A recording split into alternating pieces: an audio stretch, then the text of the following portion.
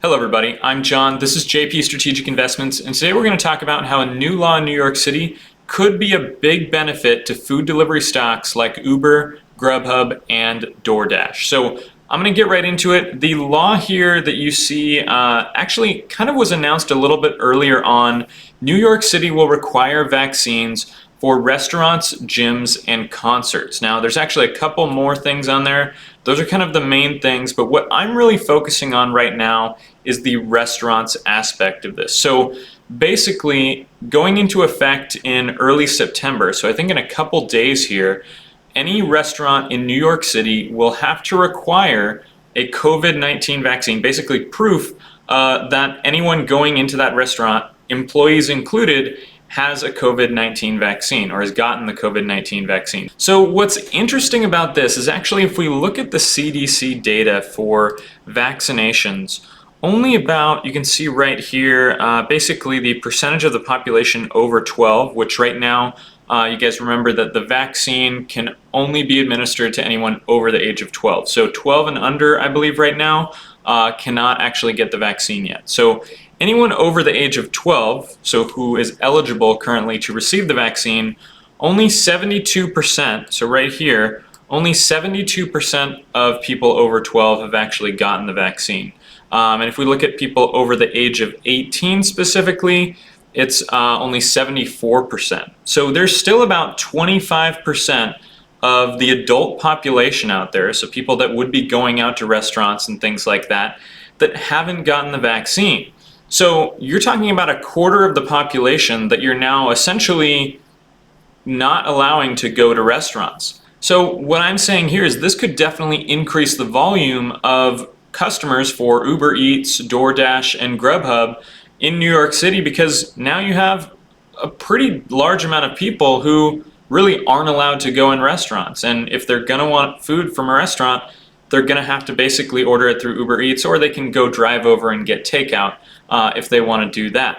Now, obviously, New York City, probably a little bit more than the average of 74% that are vaccinated. If we take a look at a recent poll here from NBC that breaks down kind of vaccination percentages based on a variety of different metrics, they actually do party affiliation here as well. So Democrats, you can see 88% have been vaccinated, and this study came out just a few days ago. So this is fairly recent, fairly accurate, and only 55% of Republicans. So it seems to be pretty split on party lines there.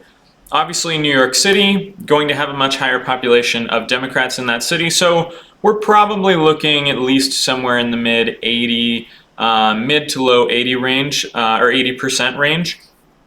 So still about 15% probably not vaccinated, so not as big as the 25%. Now, the big thing here is if this starts to spread to the rest of the country, because that's where I think this could be a huge boost to Uber Eats, DoorDash, Grubhub, because right now it's just New York City. As far as I know, they're the first state to do this, and as far as I know, no other states have gone as far to say that restaurants, bars, concerts, gyms must require proof of vaccination. Now, it's very possible that we could see this start to spread to at least a lot of the major cities. We could have LA, San Francisco, San Diego start to do this exact same thing. Again, in the bigger cities, generally a little bit higher population Democrat, so we'll probably still have 15 to 20% of the population, though, that probably hasn't gotten the vaccine, even if they're all Democrat, right? So you're looking at still a huge chunk of the population that if these policies and laws start to spread to the rest of the country, this could be pretty huge for those food delivery services, and we could see a big boost and a big beat in their next earnings report if these policies are implemented now. Remember, this quarter is July, August, September, right? So if these policies are implemented now, they're really only going to affect maybe the last month of this quarter.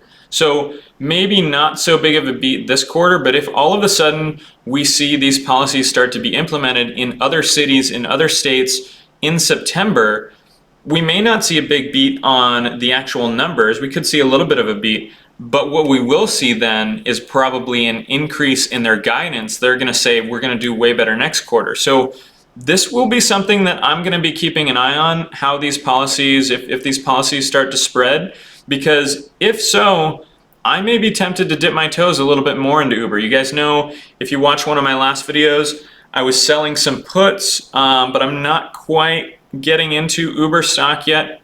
Really tempted right now at the current levels, but I really want it to be more in the $35 to $37 range for me to actually start to really buy the stock. But if these policies start to spread, I may be really looking into buying Uber stock. I like Uber just all around.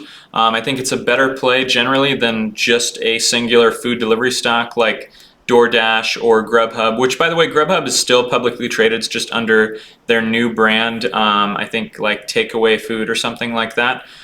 So I'll be watching this. I'll let you guys know if there's any updates. But again, I think this could really be a game changer if these policies spread for the food delivery business. So let me know what you guys think. Let me know if you have any questions. Leave those down in the comments below. If you found this video helpful, don't forget to hit the like button, and I will see you guys next time. Have a great day.